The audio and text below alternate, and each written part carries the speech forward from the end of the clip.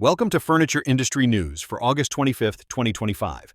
We've got some fresh updates rolling in that tie right into the big stories shaking up the industry, from tariffs to domestic expansions, and even some positive vibes from the housing market.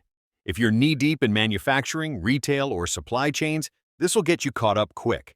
Let's jump in with the headline that's got everyone talking. President Trump dropped a big one this weekend on Truth Social, announcing a tariff investigation into imported furniture that could wrap up in just 50 days. He's pushing this to revive the industry in states like North Carolina, South Carolina, and Michigan, saying it'll bring jobs back home. In his words, "I'm pleased to announce that we are doing a major tariff investigation on furniture coming into the United States.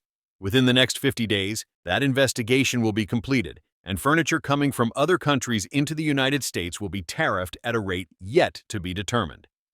This could mean new duties on a ton of home products, on top of what's already out there. The industry's already dealing with slow demand, weak housing, and inflation hitting big-ticket buys, so this adds another layer. Market reactions were swift and telling. Shares for import-heavy players tanked in after-hours trading, Wayfair down about 6%, RH around 7.5%, and Williams-Sonoma slipping 4%. These companies have been diversifying their supply chains, but they're still vulnerable. On the brighter side, Lazy Boy, with most production stateside, actually saw a 2% bump. It's a split story. Importers hurt, domestics potentially gaining ground. But not all U.S. makers are celebrating. Howard Miller, that century-old clock and furniture company out of Michigan, just announced they're shutting down plants by early next year, citing tariffs, inflation, and soft housing. That's 195 jobs gone, including 39 in North Carolina spots like High Point and Lexington. This tariff talk isn't new, but it's forcing domestic manufacturers to roll with the punches. A lot are grappling with higher costs on components like drawer guides or handles that still come from abroad. To adapt, they're ramping up U.S. sourcing and tweaking operations. Take the Parker brands. They've bumped domestic fabric sourcing to 50% and are building 95% of frames in-house, even ditching grade labels for QR codes to make things easier for buyers. Legends Furniture is eyeing a new East Coast plant, hunting for grants in North Carolina. Omnia's stocking more inventory and buying local to smooth cash flow, while Hancock and Moore simplified their leather lines and leaned into faster domestic shipping. Vanguard's using dynamic pricing to handle cost hikes without skimping on quality. It's all about staying nimble. Some are even seeing imported fabrics price out similar to U.S. ones now, which simplifies decisions but squeezes margins. Global sourcing hangs on for specialties like European leathers or Indian silks, but the push is clear: more made here to dodge tariff hits. That ties into some good news on the expansion front, where deep-pocketed companies are fueling growth in domestic upholstery.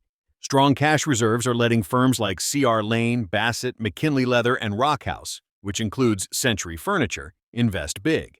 Bassett's CEO Rob Spillman talks about how cash helps cover payroll in tough spots, while Alex Schuford III at Family of Brands stresses it for hiring, stocking up, and riding out volatility.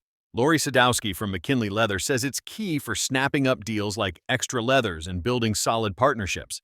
These moves are creating jobs and letting them offer quick, custom options that grab market share, especially with tariffs and shipping costs rising. But challenges persist. Low consumer confidence, material price jumps, and that global uncertainty mean they have to stay flexible, like Bassett planning new lines such as the Hideaway Dining Program or Rockhouse tweaking for efficiency. Over in case goods and casual suppliers, things are holding steady despite the soft market and high interest rates.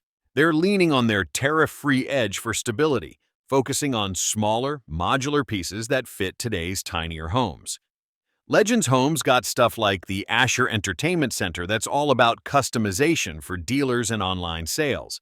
Vaughan Bassett is strong in bedrooms with fast delivery, though they're dealing with pricier imported hardware. So Poly, out of Georgia, is growing their outdoor poly lumber line by making HDPE in-house and sourcing stainless steel domestically. Marketing director Nick Payne says it locks in pricing and supply. A Phoenix Kids bedroom maker is specializing in bunks and storage, betting on steady retailer ties. Looking ahead, folks like Vaughan Bassett and So Poly are hiring and upgrading systems to boost capacity, emphasizing Made in USA to build loyalty. It's less about wild innovation right now. Dealers are cautious on inventory, so communication and specialization are the name of the game. Shifting to the bigger picture, the housing market's showing signs that could lift furniture demand. Existing home sales ticked up 0.8% year over year in July, hitting 4.01 million, the first annual gain since January. That's up 2% from June, with regional wins in the South, Northeast, and Midwest. Median price is $422,400, just a 0.2% bump, and inventories at 1.55 million units, a 15.7% jump from last year. Single-family homes led the charge at 3.64 million sales. More homes on the market overall, per Zillow's 5-year high and surging price cuts, means more move-ins, especially for first-timers or upgraders. That could spark the home as a project vibe, driving demand for design help and bigger buys. But watch out. High rates might keep some renters in place, and overpriced listings could stall things. For us in furniture, it's a cue to sharpen value-focused assortments, push versatile pieces, and ease buying with financing or delivery perks. All this points to an industry in flux, tariffs pushing domestics to adapt and expand, while housing tweaks offer hope for sales. If you're sourcing or selling, now's the time to check your strategies. If you're finding this helpful for staying ahead in the furniture world, make sure to subscribe to the podcast wherever you listen. That way, you won't miss the next breakdown. Thanks for tuning in. Talk to you soon.